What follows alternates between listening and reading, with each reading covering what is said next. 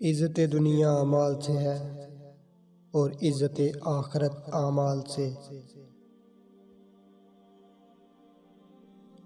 बढ़ापे से पहले जवानी और मौत से पहले बढ़ापे को गनीमत जानो।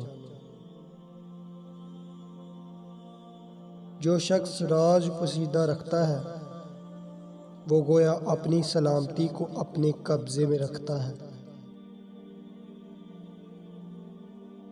शरीफ आदमी की पहचान ये है कि जब उसका मुकाबला कमज़ोर से पड़े तो अपने आप को पीछे हटा ले। सबसे ज़्यादा अक्लमंद शख्स वो है जो अपनी बात को अच्छी तरह साबित कर सके।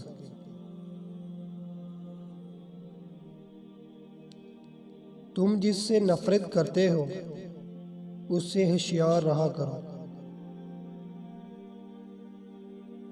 दुनिया को कम हासिल करो तो जिंदगी आज़ादाना बसर होगी। अल्लाह ताला उस पर रहम नहीं करता जो दूसरों पर रहम नहीं करता।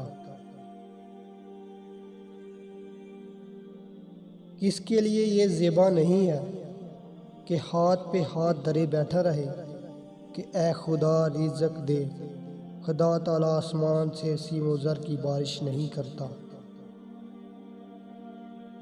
तो अज्जब है इस दुनिया पर जो इस दुनिया फ़ानी को जानती है और आखिरत की ज़िंदगी को नहीं। तो अज्जब है इस पर जो तकदीर को पहचानता है और फिर जाने वाली चीज़ का गम करता है।